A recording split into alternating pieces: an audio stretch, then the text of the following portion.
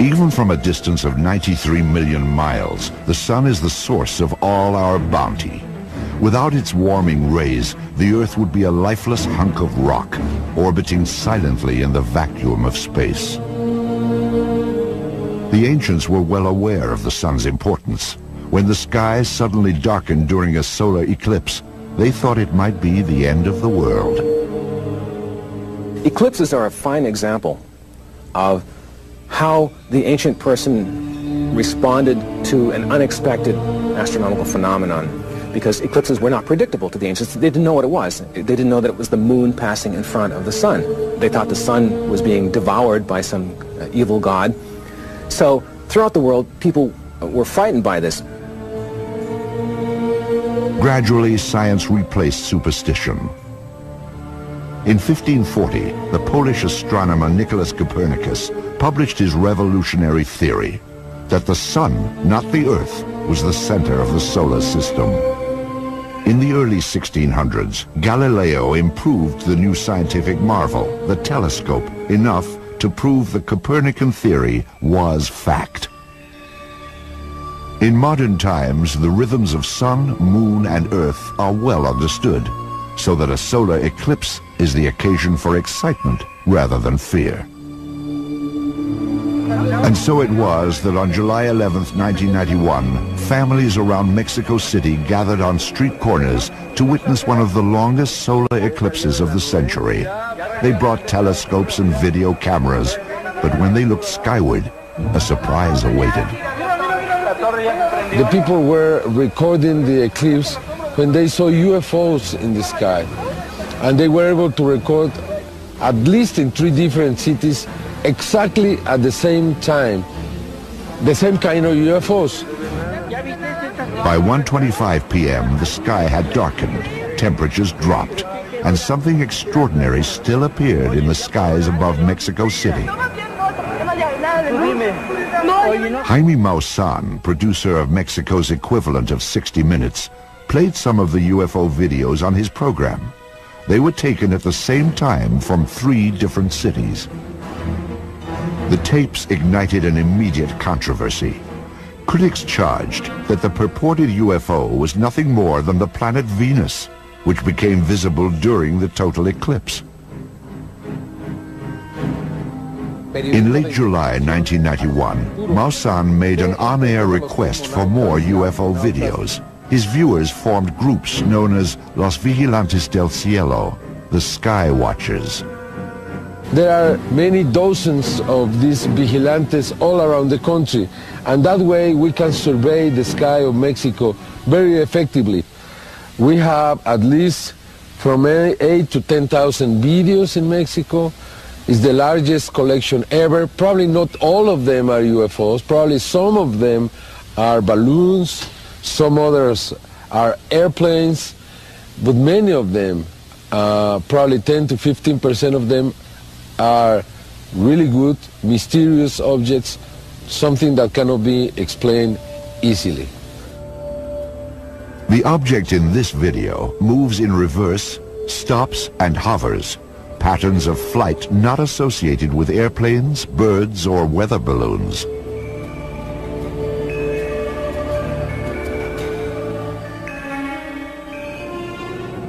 On September 16, 1993, Mexico's Independence Day, a shimmering silver object seems to fly near a squadron of military helicopters that appeared in formation over the capital.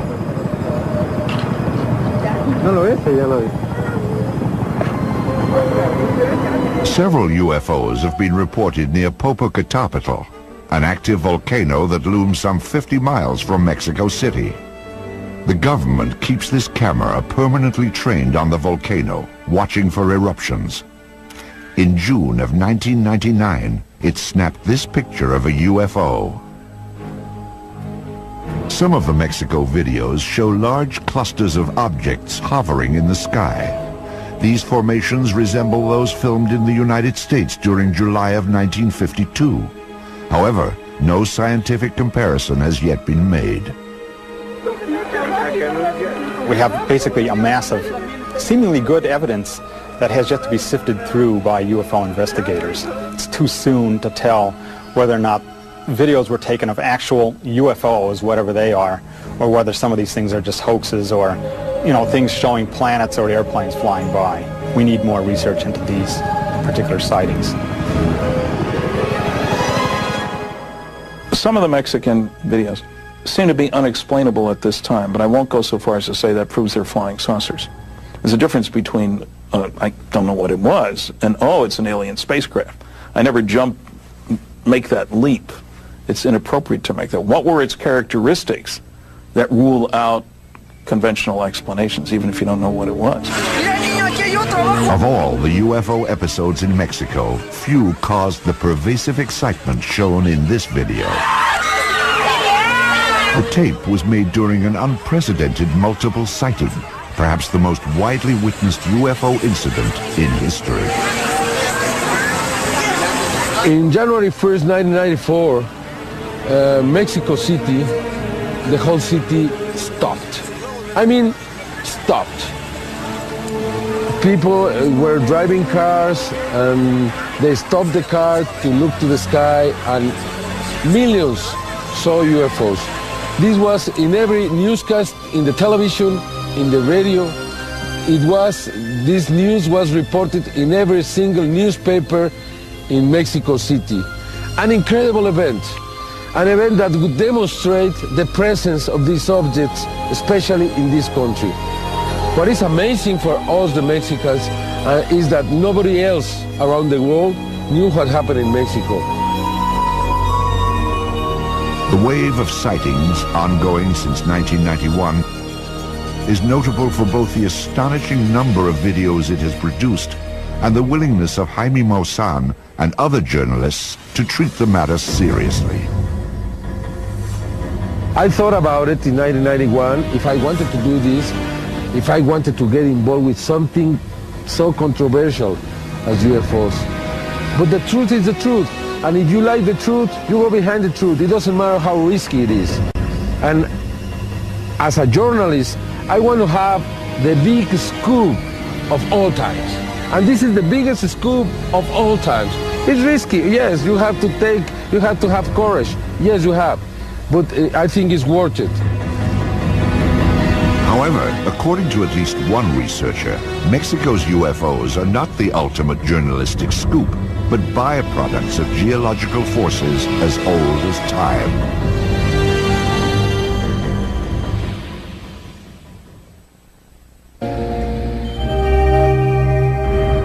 UFOs have been playing hide-and-seek with Earthlings for decades. Even as we open the door to the 21st century, no one has proven where UFOs come from and just what it is they want. If cave paintings, biblical accounts, and Renaissance artworks can be taken at face value, the guessing game has actually gone on for thousands of years. But some investigators have advanced a fresh theory to explain UFOs. Simply put, they are not objects from outer space, but a whole spectrum of luminous phenomena that originate within the core of the Earth itself. The Earth is a massively complex laboratory. There are infinite number of forces that are interacting, and we really don't understand those as yet in any great depth. And the Earth does produce lights. It has its light show. And I think they're older than the human race. They belong to the very body of the Earth. Among these exotic natural wonders are earthquake lights and ball lightning. Scientists believe that earthquake lights occur both before and after tremors, when gas released from within the Earth suddenly ignites and shoots sparks into the atmosphere. Ball lightning is believed to be an accumulation of static electricity that not only becomes visible, but is also capable of moving in the air and along hard surfaces. To those who have studied UFOs, however, even the most spectacular natural phenomenon can only explain a few unidentified flying objects. When you look at a range of UFO reports that have been made over the years, and thousands, presumably some small fraction of them, if they're under the right conditions, in the right place at the right time. Some of these kinds of phenomena have to be considered, but by and large, from what I've read and what I've seen, they don't really fit. In this ongoing debate, another type of naturally occurring luminous display is often cited to explain UFOs. They are known as Earth lights. The characteristics that probably distinguish Earth lights from earthquake lights or ball lightning are that they tend to last for longer. And they often haunt particular areas like a valley, like a mountain. In China, for example, Mount Wutai-Shan and Mount Omai, there are temples that have been built specifically because light phenomena occur there. And the people who built the temples thought these lights were an expression of the Dharma. But that indicates to you how long lights were seen in that area, centuries. Despite such ancient traditions, no one can explain exactly how Earth lights are created. We are testing theories, and one of the strongest contenders is that tectonic stresses in the Earth, through the Earth's geology, not necessarily related actually to an earthquake, though it can be, that these stresses produce tremendous force fields, and that through whatever mechanisms we don't really understand yet, plasmas are produced. Proponents of this naturalistic theory suggest that plasmas, luminous clusters of charged particles, explain even the most well-known UFO sightings. And I should also say, if we go back to Kenneth Arnold's flight over the Cascade Mountains, he saw 9 objects of light. And at that time, the Cascade Mountains, which we know are tectonically volatile, they were building up to their largest earthquake ever recorded at that time. On April 4th, 1949, Seattle, Washington crumbled under the impact of that earthquake. However, it hit more than 18 months after Kenneth Arnold's sighting. Could there have been a link? Sounds good. Yes, luminous phenomena produced by earthquakes. Yes, people see sometimes luminous phenomena around flying saucers. Fine, that doesn't make a cause and effect connection at all. Yet according to the Earth lights theory, masses of plasma do exhibit some of the distinctive qualities of UFOs. The interesting thing about these plasmas is that at night they will shine. They will be your lights in the sky. But in daylight, a plasma can seem to reflect light and look metallic. But are qualities of reflectivity and a metallic appearance enough to equate plasmas with UFOs?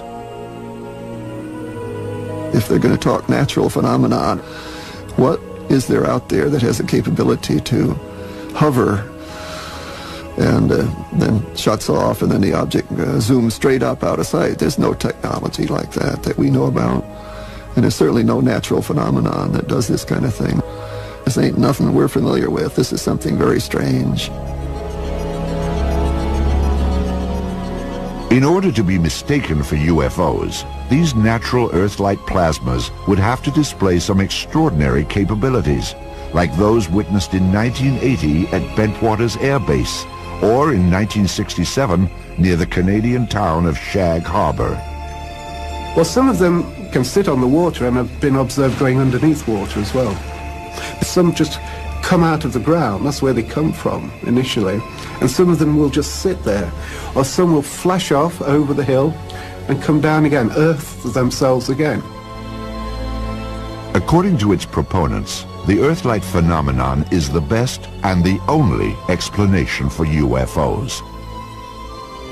I think if we understand Earthlight and all the range of phenomena associated with them, quantum physics and plasma physics will literally take a quantum leap. They will literally move ahead a decade, probably one fell swoop.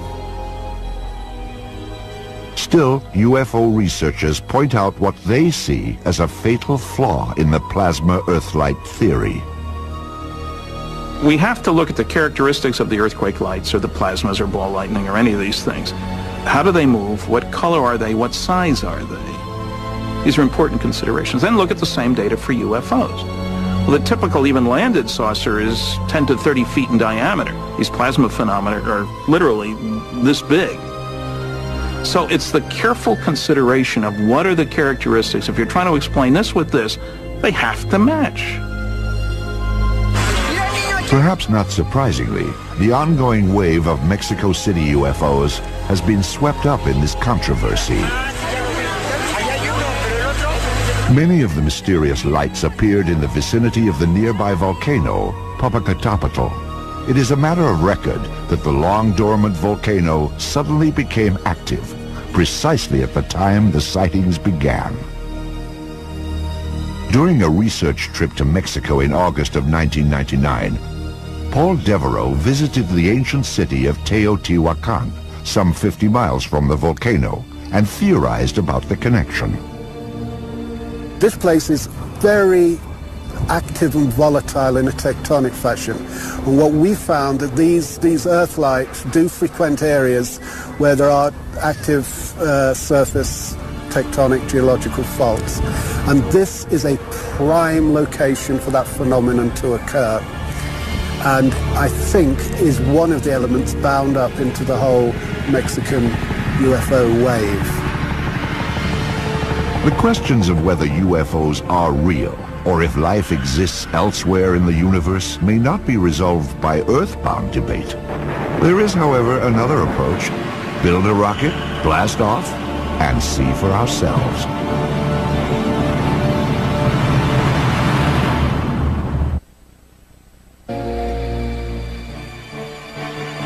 Ancient civilizations who weren't yet blessed by the invention of electricity enjoyed at least one compensation.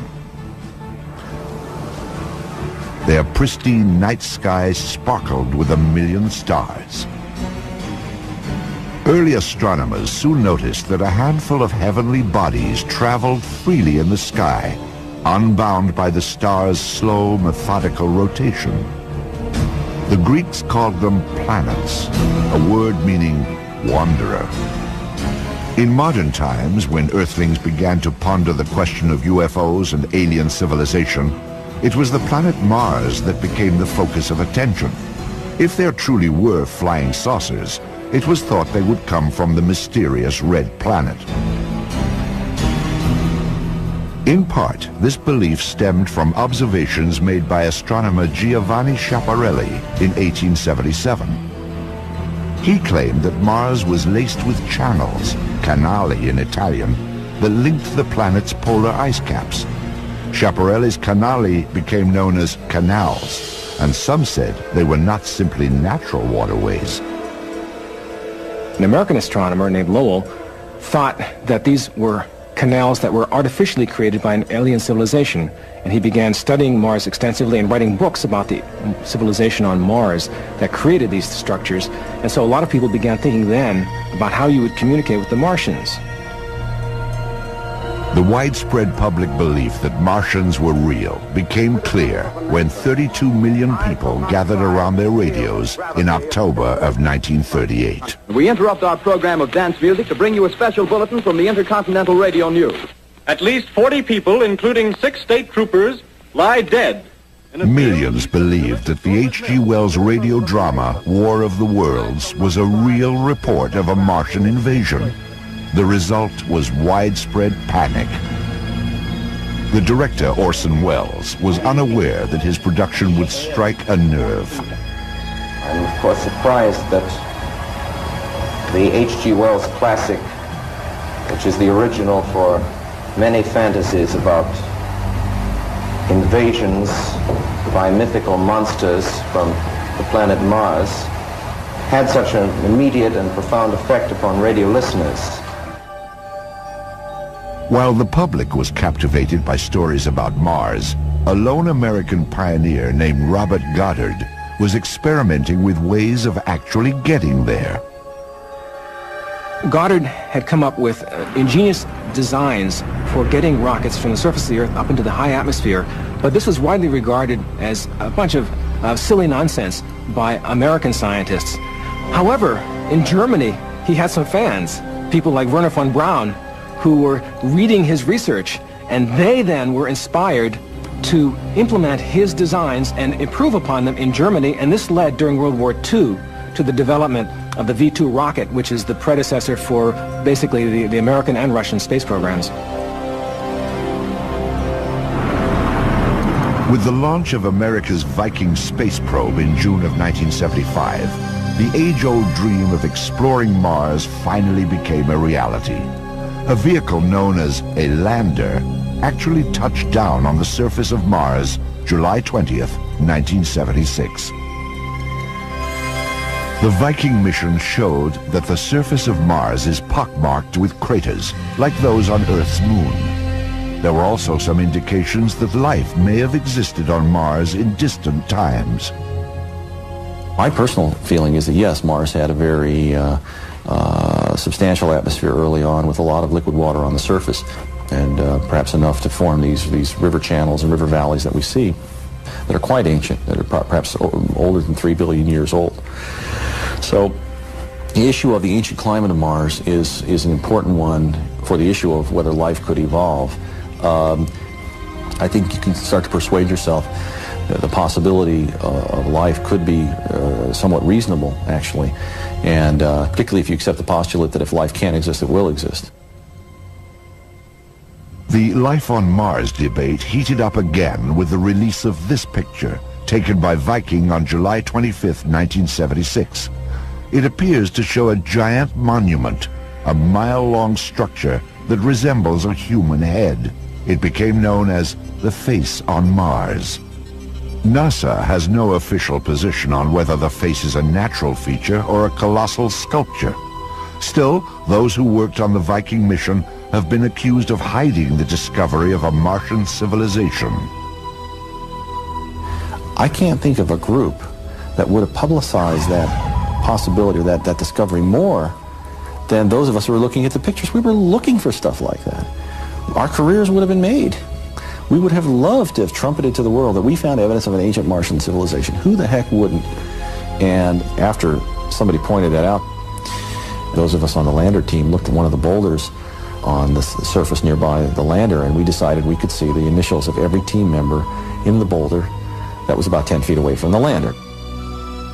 NASA is currently building vehicles that will orbit and land on Mars in the next decade, in preparation for a daring attempt to send astronauts to the planet in 2018.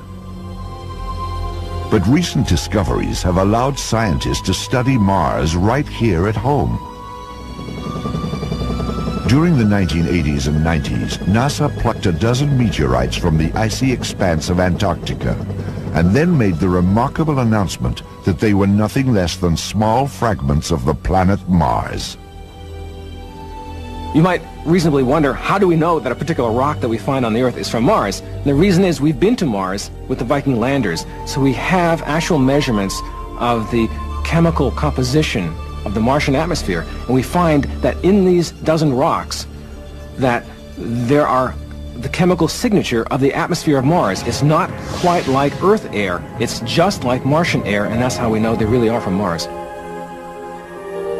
Scientists believe the rocks were blasted off Mars 16 million years ago when an asteroid collided with the planet. The meteorites made their way here, finally landing on Earth about 13,000 years later. After gathering and analyzing these otherworldly stones, researchers released some astonishing results.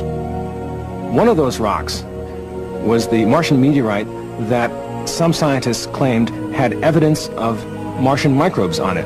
This has been greatly debated among scientists, and I would say today the consensus is moving in the direction of skepticism. That is, most scientists who've looked at the question think that the little objects that are seen under the microscope are probably not from living things that were produced by some non-biological process. But there are still a few scientists who find evidence in the chemistry and in the structure that maybe these were microbes after all. So it's still an open question. And the important thing out of all of this is not so much whether these particular meteorites have actual biological material in them, but it's opened people's minds to at least accept the possibility that this may be something that could occur, and has opened this area for legitimate study. Jupiter's frozen moon, Europa, may also be able to support life. In 1996, images transmitted by the spacecraft Galileo showed that Europa has an ocean containing more water than all of the Earth's oceans combined. And according to scientists, where there is water, there can be life. There could be volcanic activity down under a liquid water ocean, and it's possible even that volcanic activity is helping to keep that liquid water layer there. If that's true, then you can start to think about biological systems that relate to the kinds of systems we have on the Earth. It's all highly speculative, of course, but it's the kind of thing that drives us as scientists to want to know more about a place like Europa. Ultimately, these interplanetary missions bolster the theory that life is not unique to Earth, a fundamental assumption if UFOs are to be taken seriously. I think it strengthens the hand of the people who believe that life is fairly commonplace within the galaxy and within the universe, because now we don't have just one example, we've got two or more examples nearby. So that's why this becomes of profound importance, perhaps one of the most profoundly important things that man has ever done. Despite the promise of discovering life in distant galaxies, current rocket technology may put the brakes on expeditions into deep space. It would simply take too long to get there. The Voyager 2 spacecraft was the fastest vehicle ever built by humans, but it still took 9 years to reach the planet Uranus, merely halfway to the edge of the solar system.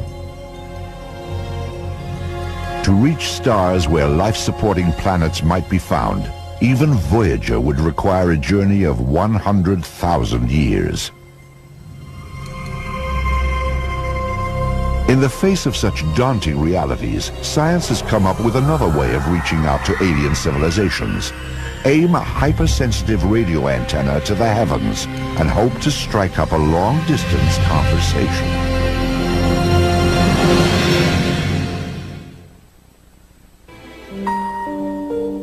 It was in 1896 that an Italian engineer named Guglielmo Marconi hooked up some electrical parts in an inspired combination. Then he sent a signal roughly 1 mile, not over wires, but directly through thin air. Marconi refined his invention, and in 1901 he sent the first radio broadcast across the Atlantic Ocean. A message that would have taken Christopher Columbus several months to deliver could now be sent in the blink of an eye. Within a few decades, radio had taken its place at the center of modern life. Sports, politics, entertainment, and commerce were revolutionized by the ability of sound and music to travel magically through the air. People began listening for Martians. They began to wonder, is there a Martian civilization that might be signaling to us? People like Marconi listened for these, and they occasionally announced that they had discovered signals from Mars. We now think that that was probably wrong, because there was a type of signal that they were probably picking up that they didn't know about then, but we now understand. This is a strange kind of signal called a whistler. It's produced by lightning, but it's lightning that's been transformed by the Earth's atmosphere into a strange signal that sounds just like a whistle. Like that. And so you get what sounds like an artificial signal, but it isn't. The intergalactic eavesdropping continues today, but with far more powerful receivers. These are radio telescopes pointed toward the heavens in a search for faint signals from outer space. Some physicists believe they may well hold our best chance of contact with intelligent beings from other planets.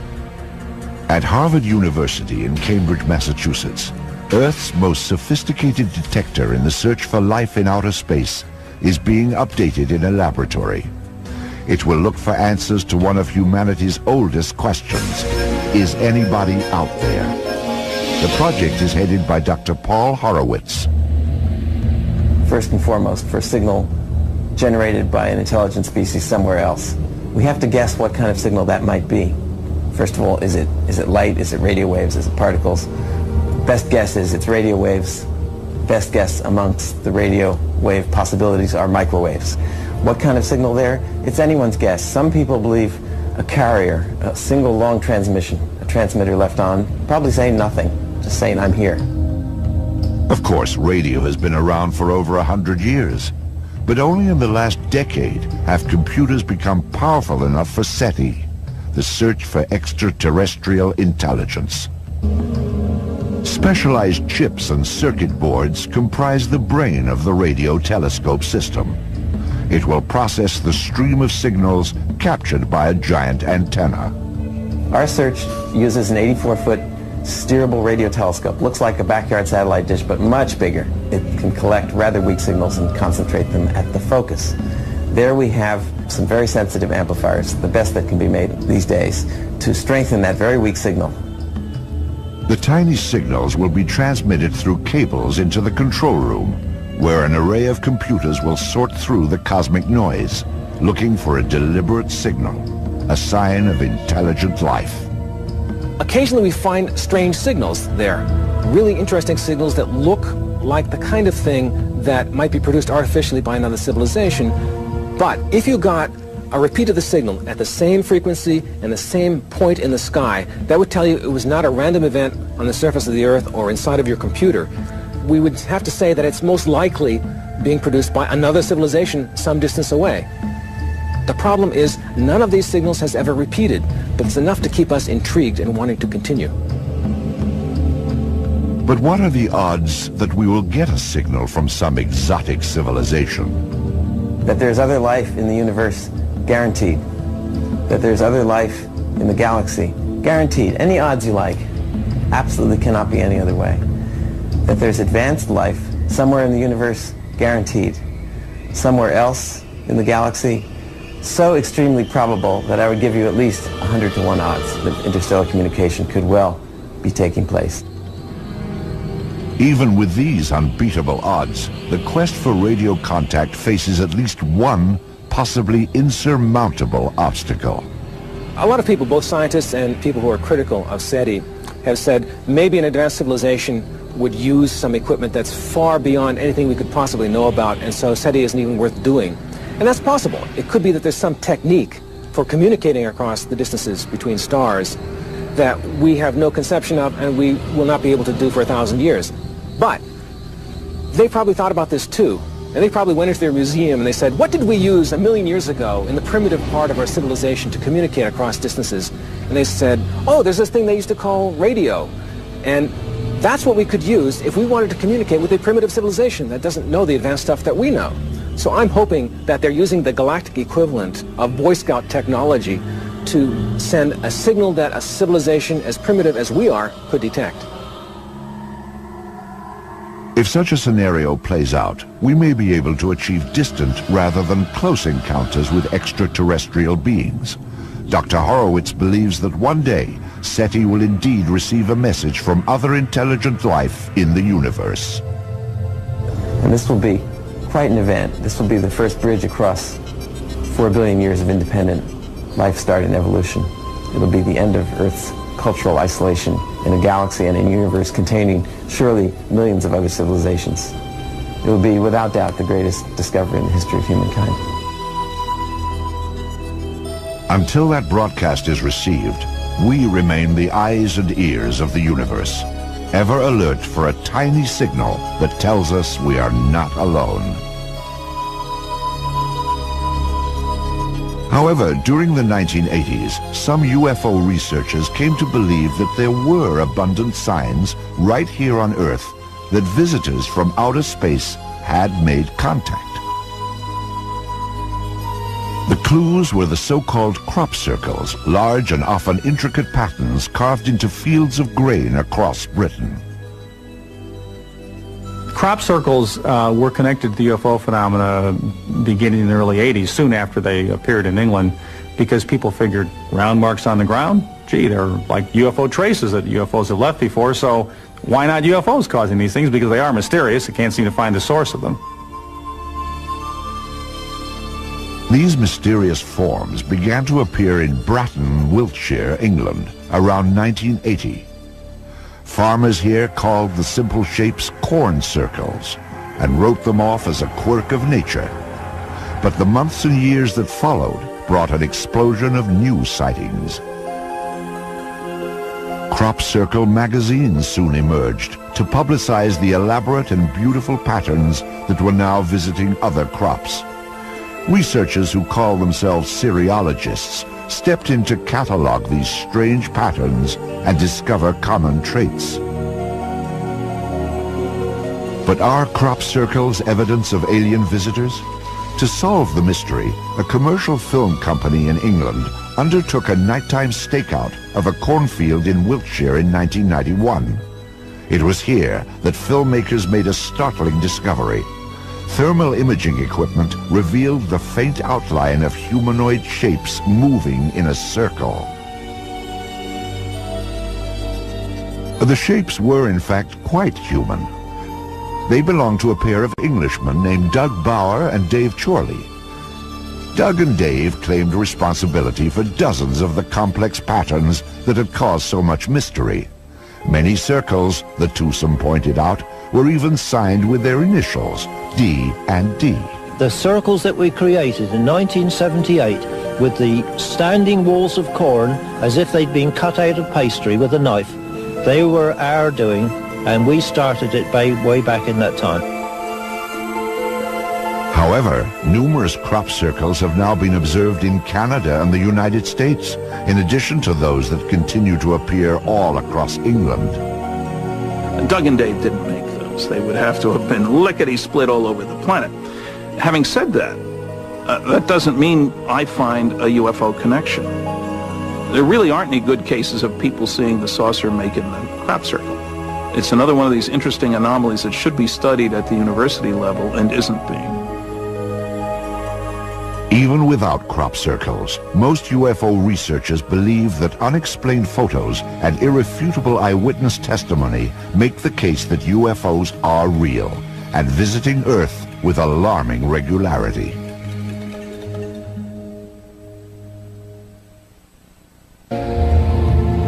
Virtually all of us have heard of UFOs, but relatively few of us have ever seen one. How are we to pass judgment on the question of whether or not they are real? Making such a decision is like being a juror and weighing evidence on one of the most important issues facing humanity. Perhaps UFOs are nothing more than hoaxes or mistaken observations, but if they are real, they have to come from someplace. The universe offers infinite possibilities. If there is life out there, it may well have gotten going long before we did.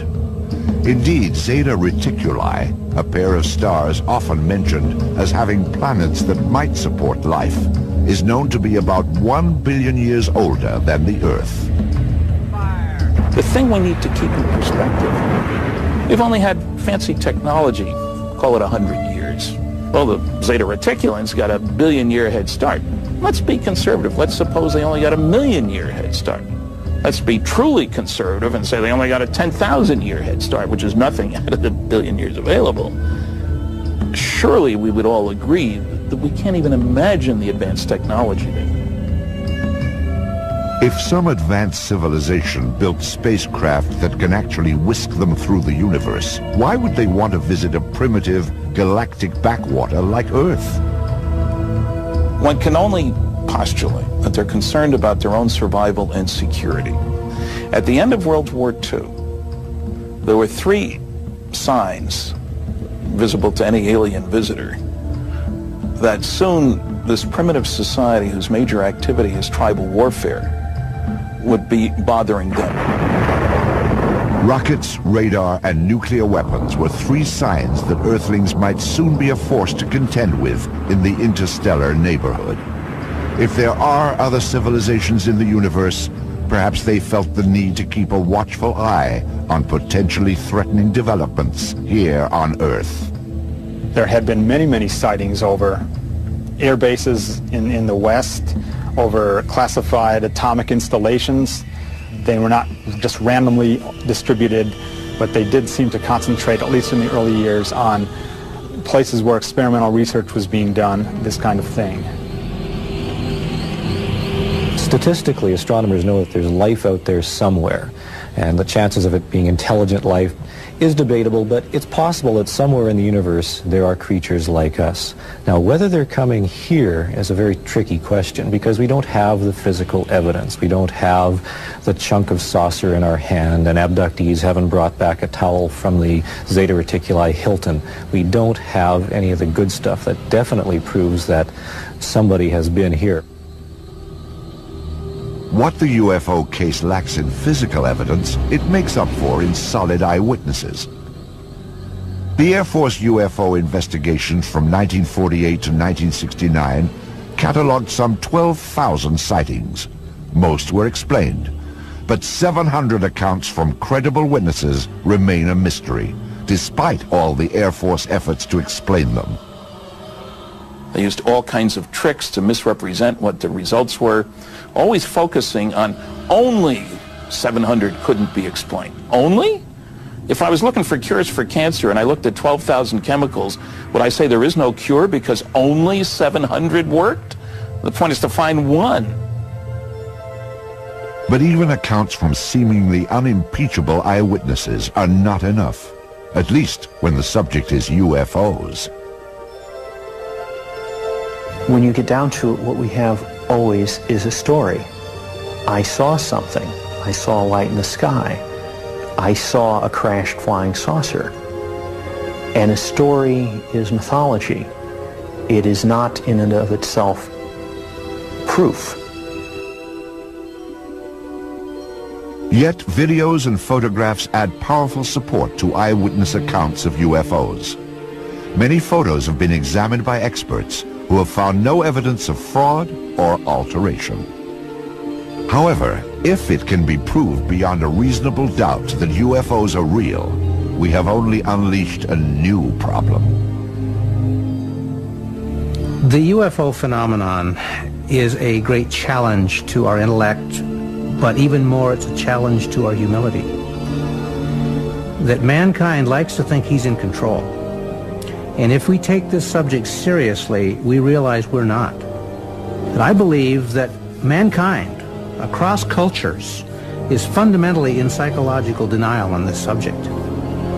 We don't know how to cope with it emotionally. We can't even begin to grasp it intellectually. Perhaps UFOs will one day be revealed as top-secret fighter planes, more advanced and alien-looking than the F-117. Or UFOs may prove to be nothing more exotic than birds or weather balloons, as laughable as our ancestors' belief in witches and sea serpents. Of course, it is entirely possible that UFOs are exactly what they seem to be. Alien aircraft from parts unknown. For the time being, at least, the truth about UFOs is in the eye of the beholder.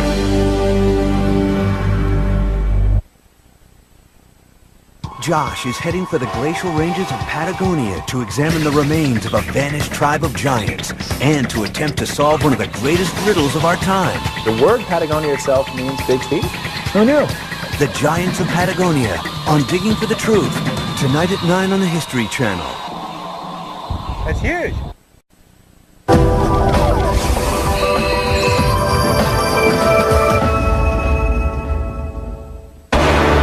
It is one of the most bizarre UFO stories ever told.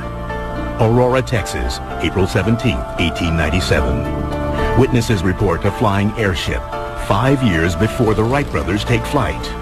Whatever was flying over Texas in 1897 was not man-made. Evidence exists that shows that a UFO crashed at this site in 1897. In the wreckage, a small, badly disfigured body is discovered. Described in newspapers as not an inhabitant of this world, he is buried in a local cemetery, and a legend is born. Some call it town folklore. Others call it the biggest event in human history. There's a better example of a UFO. I don't know what it is. Fact or fiction, truth or myth. Join us as we open the UFO files on Texas's Roswell.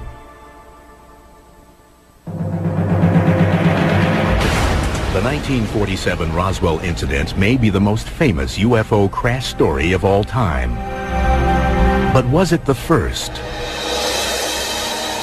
On April 17, 1897, a mysterious airship was seen in the skies over the small Fort Worth suburb of Aurora, Texas, on a collision course with the home of a local judge. The story of the Aurora crash is fairly simple and straightforward. According to the newspaper accounts at the time, early in the morning of April 17th, 1897, a large silver cigar-shaped object came fluttering closer and closer to the earth, struck a tower at Judge Proctor's house, exploded, scattering debris all over the place. 2 days later, April 19, 1897, the Dallas Morning News reported, About 6 o'clock this morning, the early risers of Aurora were astonished at the sudden appearance of the airship which has been sailing through the country. It was traveling due north and much nearer the earth than ever before. It sailed directly over the public square, and when it reached the north part of town, collided with the tower of Judge Proctor's windmill and went into pieces with a terrific explosion.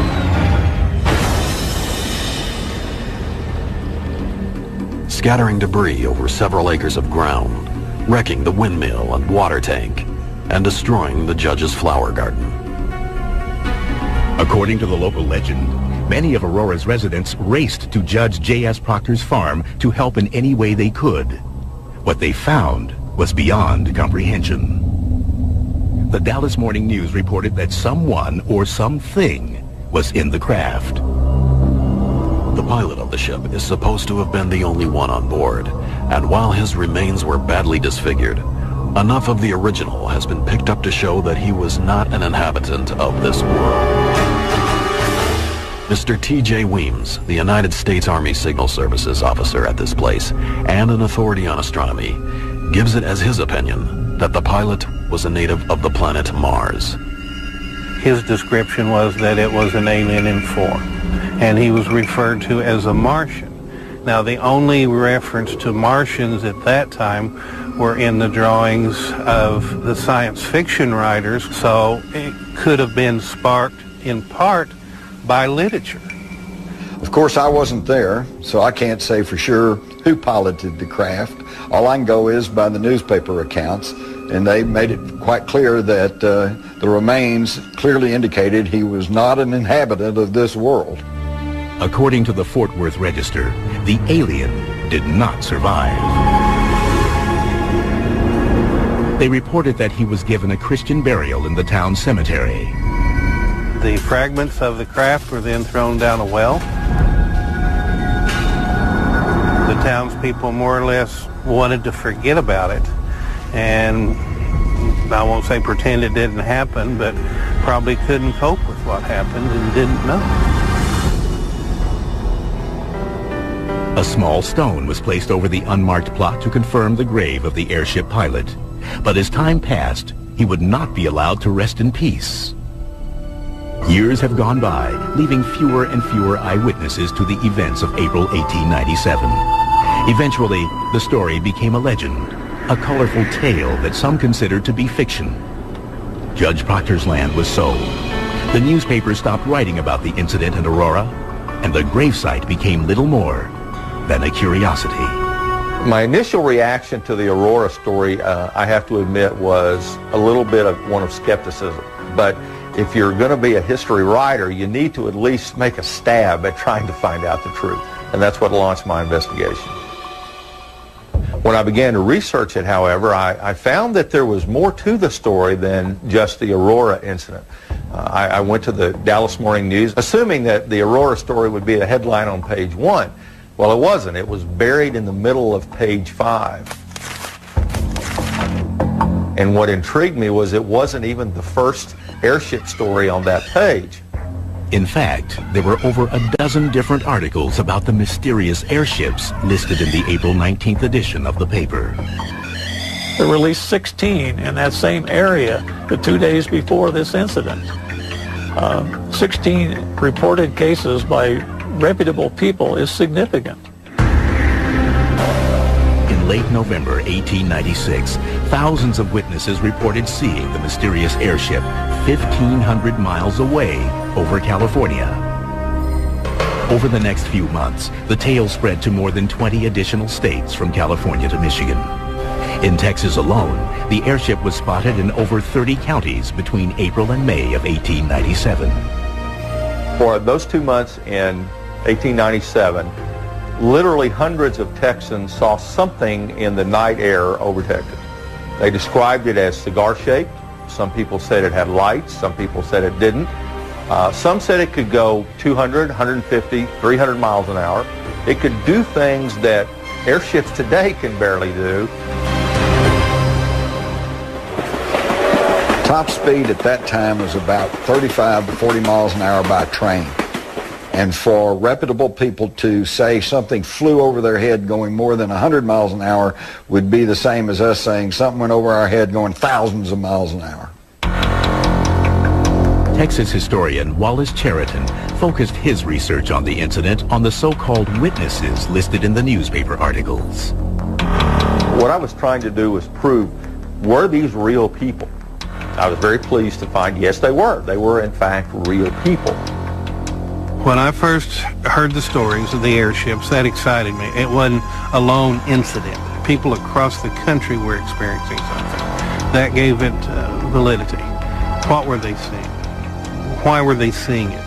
I'm not sure that we'll ever know what they were seeing. What I am sure is they saw something. Could it have been a balloon? Perhaps. Probably not an airplane, since those didn't exist. The first recorded man-made heavier-than-air flight was made, of course, by the Wright brothers in December of 1903 at Kitty Hawk. So whatever was flying over Texas in 1897 was not man-made.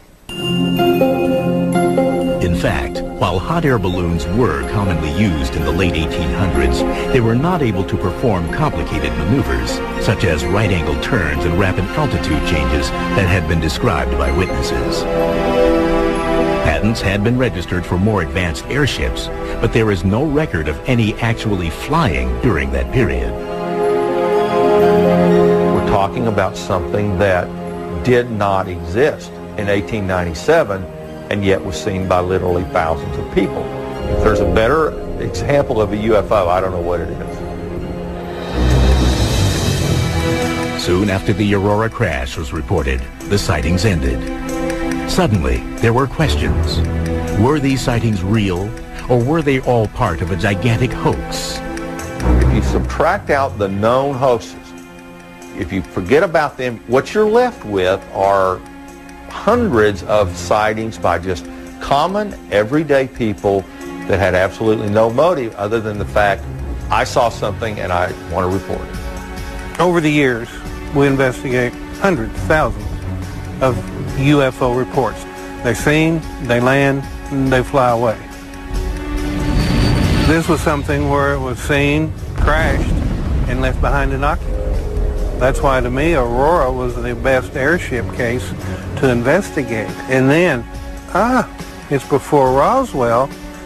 No one's gone in to cover it up. They didn't know about it. So that, to me, was the ultimate case to get the evidence I needed to prove or disprove what was going on. Coming up, the investigation focuses on the alien on board. We sent a letter and asked permission to exhume the body.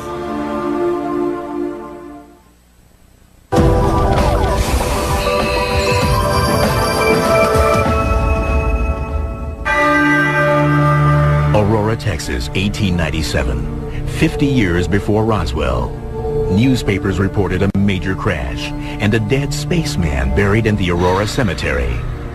But as time went by, the story was lost. Then, 70 years later, it resurfaced.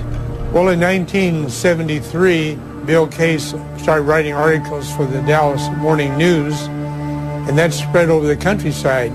The interest jumped because, again, somebody was resurrecting the old Aurora crash in 1897. The legend was reborn. Ufologists across the country scrambled to uncover the truth behind the possible alien graveyard. Hayden Hughes, the founder of the International UFO Bureau, was among the first to arrive in Aurora. Aurora was the outstanding case to me because of the crash of one of the airships for study, and for the remains of a pilot to be studied or exhumed if he was buried. Aurora was different. There was a body, a supposed alien body. There's very few retrievable corpses or bodies associated with UFOs, but none that can be documented as well as the Aurora case. My belief in what the occupant pilot was what it was said, that it was the pilot of what the craft was. His description was that it was an alien in form. It was small in stature, which would confirm the type of creatures that are seen most frequently aboard UFOs. They are small in stature, childlike in size. The body, the crash site, the remnants of the airship. To Hughes, these had to be either the real thing or a hoax, and it was worth investigating. As to what to expect when we came to Aurora that first time, I was quite surprised that it wasn't as big as I visualized it to be. Coming into town, where was it? Well, we just went through it. There's the cemetery, okay? There's the hill. The windmills over this way. There's some houses down this way are businesses. That was the extent of it. Another surprise, Hughes's reception by the residents of Aurora. It appeared that they had no interest in solving the mystery. One time you talked, the people were open. The next time they were not. We were allowed in the cemetery on some occasions. On some occasions we were barred and could not go in the cemetery. So the emotional level of the town kind of told me they wanted no involvement with it. I had gone from extreme excitement and the possibility of what we could get to a frustration in that it was like the town was against us from the beginning. Then Hughes and other UFO researchers in Aurora had a breakthrough, the discovery of first-hand accounts of the crash. The witnesses were less than perfect. Some memories had faded, others were incomplete, and eyewitnesses were now in their 80s. Ufologist Jim Mars was among the first to interview the residents. In 1973, I interviewed 3 people who were alive at the time. One, Robbie Hansen, said it was a hoax, but then by her own story, she was not a direct witness, had no direct knowledge of it. Her father was told about it, he laughed, thought it was a hoax, and that stuck in her mind. But then, Mars discovered 2 witnesses who contradicted Hansen and offered first-hand accounts of the actual crash. There's Mary Evans, who did recall that something crashed. Her parents went to look at the wreckage but would not let her go. So we have kind of an indirect witness there who says it did happen. And then we've got Charlie Stevens, who is a 10-year-old boy, was out doing the chores and actually told me he saw the thing go over and said it was trailing smoke and it seemed to be in trouble. He saw it disappear towards Aurora, heard the explosion, saw smoke going up. He wanted to go up and see what had happened, but his father, this old farmer in 1897, said, "No, son, we have to finish the chores." And he said his father went up into town the next day and came back and told him about all the wreckage that was lying around. So the preponderance of the eyewitness testimony leans towards something happened. In addition to eyewitness accounts, researchers located one man who added a new twist to the investigation. Aurora resident Brawley Oates, who suffered from an extreme case of rheumatoid arthritis, believed his debilitating health condition was somehow connected to the Aurora legend. Brawley Oates lived at the site of the crash. I believe he moved there in 1945. And when he moved there, he had the well cleaned out because it had all this metal stuff and debris down in it. And he needed to use it for water. Oates believes that the water in that well that he and his family drank for about 12 years affected their health drastically. In fact, he developed some of the worst arthritis conditions in his hands and other things that anybody has seen. I don't see how a person could survive or could walk or could function in any way. And basically it was, they would either swell up so big that they would burst.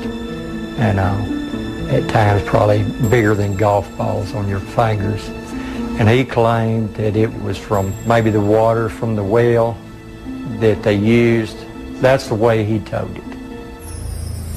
Brawley Oates told me that it was because of radiation from the well where people had thrown pieces of this Aurora spaceship. But in sealing off the well on his property, Oates also sealed crucial evidence to the mystery inside.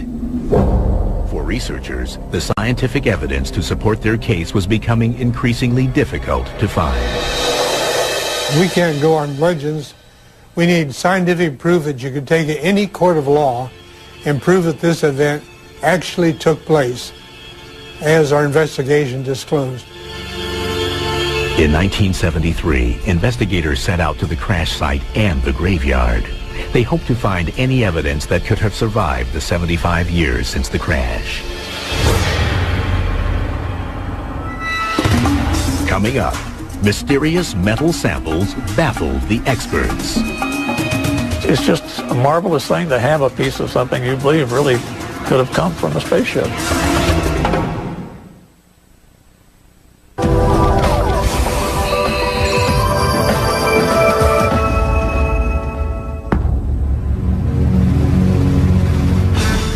In the 1973 investigation, researchers found witnesses that authenticated an airship crash in April 1897. There were also claims of an alien buried in the local cemetery. But even with personal testimonies, ufologists realized that they needed scientific evidence. They hoped to find debris from the crash on the property formerly owned by Judge J.S. Proctor. What happened to the metal is probably anyone's guess at this point. The best guess to me was the main bulk of it was hauled off, and what was left behind was thrown down the well. Finding the well was easy, but researchers quickly discovered a problem. The well had been sealed off years earlier by the new property owner, Brawley Oates. He had this big slab of 8 by 8 feet concrete over the old well. So to move that would be a major job. Discouraged, investigators turned their search for clues to other parts of the property. They went around and they got the little pinging of the machine, and they dig down and they find pieces of stuff. And some of the things they found were natural things you would find on a piece of property that had been around for years and had been farmed. Nails, bolts, and many other identifiable items were dug up at the crash site. But then, something caught their attention. One of the fellows from Corpus Christi, Texas, found a piece that was very significant that MUFON has actually had analyzed by John Schuessler. This was tested 2 times. In 1973, immediately after it was taken out of the ground, it was transmitted to me, and I took it into an aerospace laboratory. This laboratory was one that was used to determine the failure modes of aircraft and spacecraft parts. So they had the latest and best equipment. They're the ones that did the first analysis and determined the unusual nature of it. The analysis showed it had been there for a long, long time.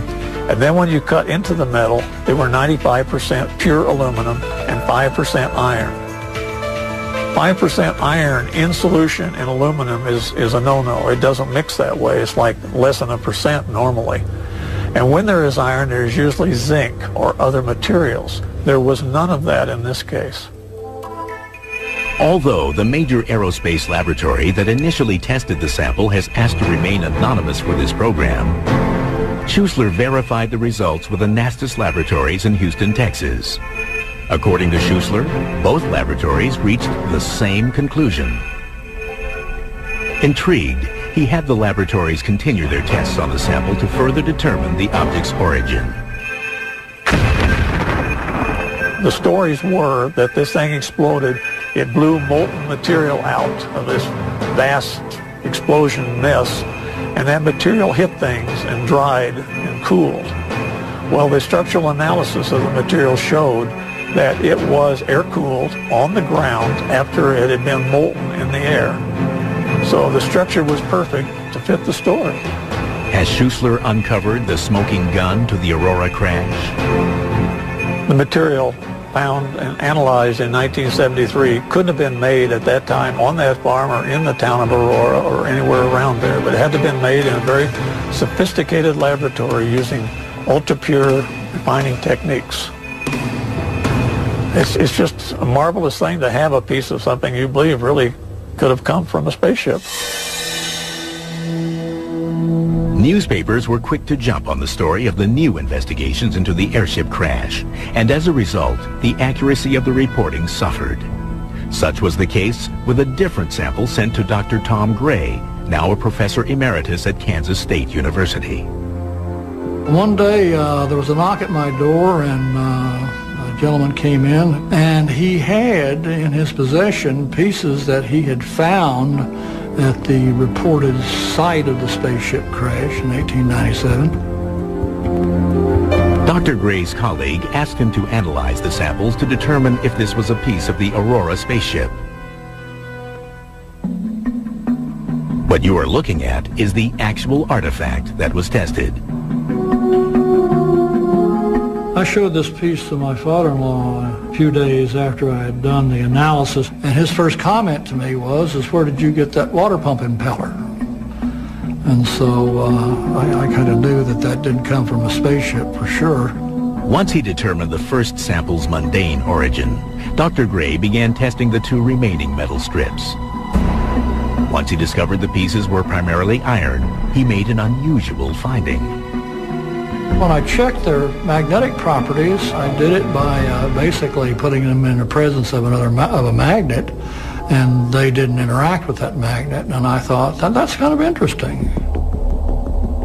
Perplexed, Dr. Gray searched for a certified metallurgist to give a second opinion on his puzzling find.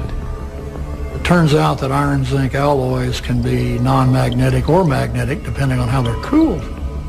Then, Dr. Gray relayed his story, along with his conclusions, to his school newspaper. When the article came out the next day in the campus newspaper, the headline basically said, "Physicist finds non-magnetic iron at site of Aurora spaceship crash." There wasn't one word in that article at all about the fact that I needed to talk to the metallurgist to find out what these properties were. And of course, then the cat was out of the bag, so to speak. As a result, Dr. Gray, his findings, and the piece of the Aurora spaceship became a part of the legend. But this part of the saga was misrepresented. Newspapers sometimes are in the business of reporting what they see as the news. That's not necessarily really what the news is. The real truth of the matter is, those materials were the kind of things you would have expected to find in a farmyard in Aurora, Texas. Having gleaned all the evidence they could from the crash site, investigators now shifted their focus toward the Aurora Cemetery. People said there was a body that was blown out of the craft and it was badly mangled. And the story was they gave it a Christian burial in the local cemetery. We were trying to determine what was the oldest part of the cemetery. That was our logical place to start looking first. They wandered around looking, and one of the local people said, those people aren't looking in the right place. You got to look for this 100-year-old gnarled oak tree. It's got a big beehive in it. So our investigators went there, and they found this small stone that looked like it had an etching of some kind of an airship. Believing that they had finally found the spaceman's grave, investigators for the Mutual UFO Network, or MUFON, made another startling discovery. And when they went to the grave site where this piece of stone was, they got the same decibel reading on their metal detector that they did from where they picked the material up from the ground. Walter Andrus, former international director of MUFON, believes there is a connection between the samples located at the crash site and what was reading inside the grave. The fact that they detected metal down in this grave indicated that someone must have buried, along with the body, some of the metal fragments from the crash site, which gives it more importance because it ties the two together.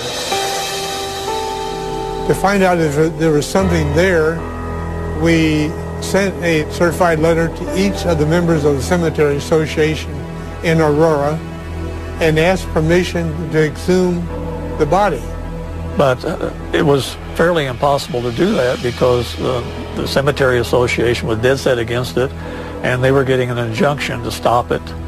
And in fact, the day that everybody wanted to descend on the cemetery, they asked the sheriff of Wise County to put some deputies out there, and he did. He said, we don't want people coming into the cemetery and digging all over because we're very proud of what we have here, and we don't want to see a lot of excavation going on looking for a body. Well, it's frustrating because if we could found that, this would be one of the bigger events, and we would top off this whole investigation by coming up with an alien body. After 2 weeks, the patrols ended, and MUFON investigators suffered a crushing blow to their research effort. When we were able to get back to the grave site, the marker was gone. We don't know who took it or how. Then, another blow. Someone had driven a 3-inch pipe down into the earth there and apparently pulled the metal up in this 3-inch pipe. One of our MUFON investigators checked it and did not find any trace of metal with his metal detector. What could have been evidence to authenticate the Aurora UFO mystery was gone. Coming up, skeptics fight back. Other explanations to the Aurora legend are far from being out of this world. In Texas, we have an old saying that never let the truth stand in the way of a good story.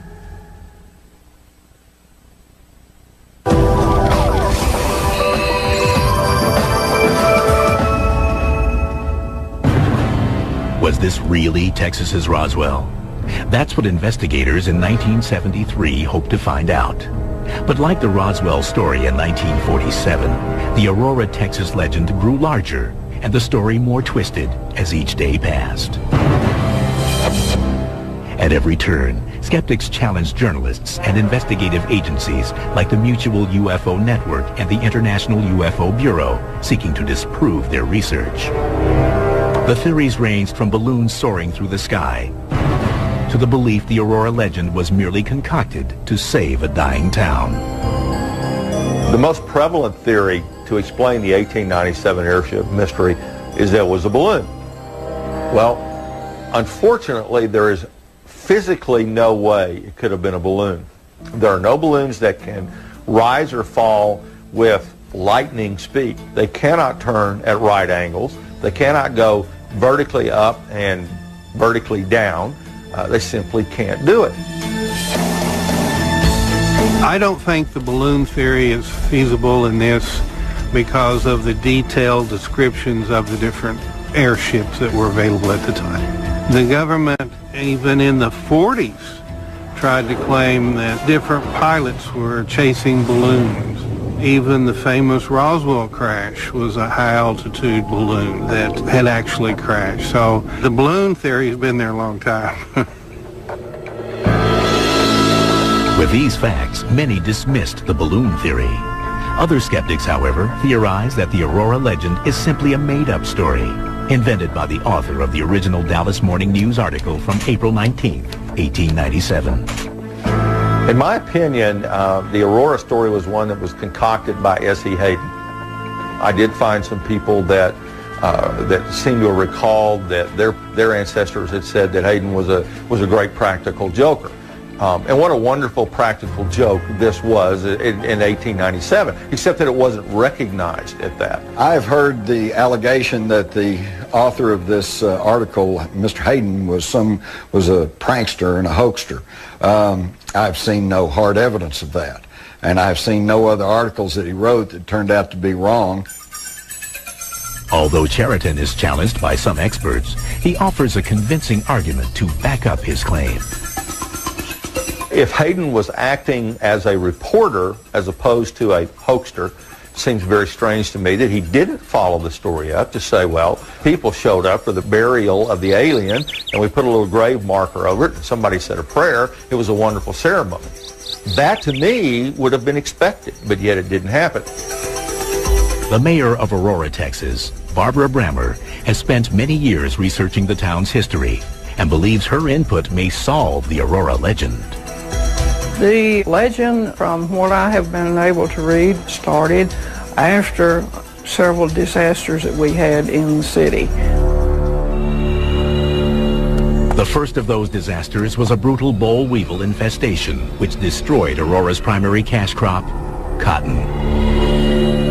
Shortly thereafter, there was a fire on the west side of the town. It destroyed several buildings and several people lost their lives. And the deaths did not stop there. Shortly after the fire, a massive outbreak of spotted fever nearly wiped out the remaining population of Aurora. It was in 1896. Everybody tried to leave it could. The whole city at one time was under quarantine, and the only time they left their houses was whenever they went to the cemetery to bury someone. In the early 1890s, Aurora saw a glimmer of hope. The railroad was set to lay track in the town and provide much-needed economic relief for the townsfolk. They got as far as laying a spur in this direction for the railroad, and then another railroad was going to be coming from out west, and it got within 27 miles of this before it was stopped. And it became known then as the railroad that never was. The town was crippled economically, and the resident spirits were crushed. It is this string of events that some believe might provide the motive for the Aurora legend. Aurora definitely needed the railroad to save everything that it had going for it at that time. When it didn't come through, it started downhill. People started moving away. I believe the people who were left in this town needed something to look forward to, and this could be the reason that someone made up the story. Although Mayor Brammer's theory goes a long way to explaining the legend, skeptics continued their assault on believers. The debunkers said Judge Proctor did not have a windmill, okay, so therefore the whole story is bogus. According to Charlie Stevens, no, he did not technically have a windmill, but he had a wooden derrick windlass, which is a wooden tower used to haul up the sump on his well. So that's a matter of semantics. There was a wooden tower there that the thing could have crashed into. In order to find evidence, I found one of the metal angle brackets that supported the wood arm of the windlass. One metal bracket is still there at the scene. Another element of the legend has come under attack from skeptics. The initial identity of the spaceman came from T.J. Weems, a local member of the U.S. Army Signal Corps. It is argued that Weems was only the town blacksmith and in no way an expert on astronomy like the newspaper claimed. According to Charlie Stevens, T.J. Weems was also an amateur astronomer, had his own telescope, and was widely known as a lay expert on astronomy. So that argument that he didn't have any knowledge that's pretty specious too. Despite the many explanations that researchers, journalists, and skeptics have for the Aurora legend, there is at least one thing that everyone can agree on. As far as I'm concerned, it's still a good story. It's a good story. I wasn't around then, but my granddad could tell a pretty good story. In Texas, we have an old saying that never let the truth stand in the way of a good story. At After 3 decades, Hayden Hughes returns to Aurora. But can he solve the riddle of the mysterious airship once and for all? We have maybe one of the most scientific finds of the 20th century right here behind us.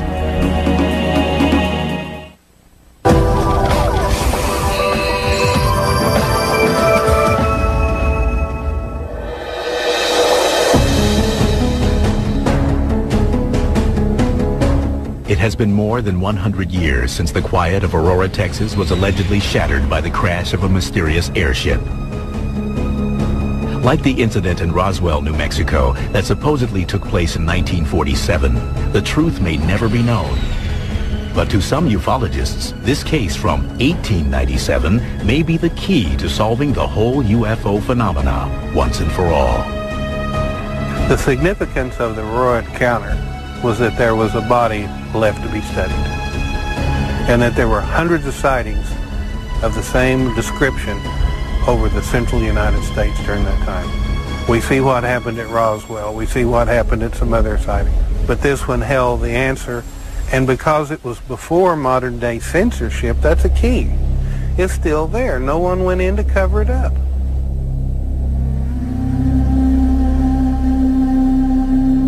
While this former boomtown used to boast 3,000 inhabitants, there are only about 400 people living there today. The town may have decreased in size, but the controversy surrounding its most famous visitor has only grown. If nothing else, the tale of the mysterious airship crash has served to polarize Aurora, dividing believers from skeptics. Aurora's big claim to fame has to be the legend. It's the thing that has lasted longer than anything else. Some people think it's a funny joke going around. They do not believe that this actually happened, and they'll laugh at you because they say it's such a hoax. Well, we're dealing with belief systems here.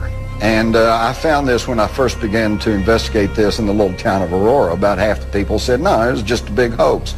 The other half said, no, it really happened. I had a feeling that they thought people were laughing at the little town of Aurora, even though the population there now had absolutely nothing to do with the airship mystery. I just always got the sense that this is not something they wanted to embrace. Despite the town's ambivalence towards its famous legend, in 1976 they installed a plaque at the cemetery that supposedly houses the aliens' remains. Since the actual stone marker was stolen more than 30 years ago, it is impossible to know the precise location of the pilot's body. To me, the only thing at this point that would satisfy it, it's pretty obvious we're not going to find a grave site to dig in. So, secondary, let's go to the well. Although the windmill above the well no longer exists, the former Proctor property was purchased by Brawley Oates in 1945. Long-standing rumors hold that the well on the property was contaminated by radioactive debris. More than 100 years later, the legend has also grown to include a mysterious patch of ground that lacks vegetation. When the mayor shared details of this rumor with Hayden Hughes in 2005, it renewed his interest in solving the mystery. Aurora, to me, had the most possibility of providing evidence that could confirm or deny the existence of the airships and the occupant. And when we left empty-handed, I saw it kind of as a failure because the evidence was still there. Maybe 2 feet under where we were standing, but still we were unable to walk away with something we could really go forth and say, all right, here's something. Let's investigate that further. For the first time in over a quarter of a century, Hayden decided to revisit the place where it all began, the crash site. This is the alleged crash site of the airship. We're on top of the hill, valley all the way around. This is where Proctor had his property. His windmill was here, and we had a well, which was later cemented in. Certain areas are still accessible, but this fence stands in front of Judge Proctor's original well. Several requests to gain access to that part of the property were made for this program, but no calls were returned. my gut feeling tells me we're onto it and there's something there, and I can't dispel that. So close to where he feels the answers to the airship mystery lie, Hayden Hughes' frustration is palpable.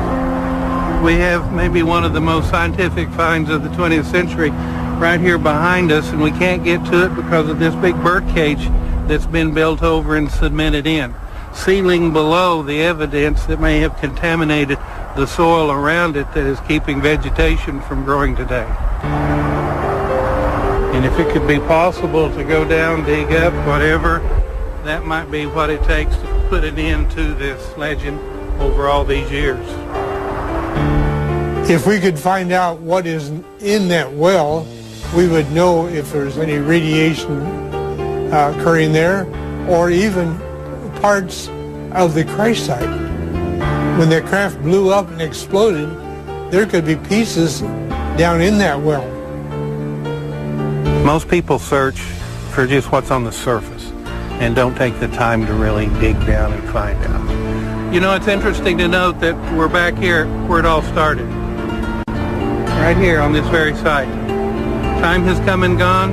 A lot of stories has come and gone. Until we can get on the other side, until we can get some good soil samples or get down in the well, this is where the story's going to stay, just rolling along and continuing to grow. If the entire legend of the airship crash of 1897 is a hoax, then an amazing practical joke has been played on everyone by S.E. Hayden, the man who wrote the original newspaper article for the Dallas Morning News. But without concrete evidence, ufologists can neither debunk the hoax nor prove the legend to be true. There are lots of legends and stories going around that are passed from word of mouth and through newspaper clippings and so on. But we deal with the facts. We investigate UFOs, and we try to prove beyond the question of a doubt when we investigate a case that it was a UFO. I would say that the probability of the crash actually happening is probably 85%. I think there's strong evidence for that. The Aurora spaceship crash of 1897, I believe, is the smoking gun of the UFO controversy. Because in earlier years, the debunkers would say, well, it's just misidentified aircraft, satellites, commercial, military, maybe even secret government test craft. Well, I often thought, wouldn't it be great if we had a well-documented instance of the UFO before any of that was in the air? And we do, with the Aurora, Texas crash of 1897. We are fairly sure there was a crash at that site. I mean, all the physical evidence, all the stories about the people that were available at the time all go together and they all fit. It's not a mistaken identity and it's not a tall tale.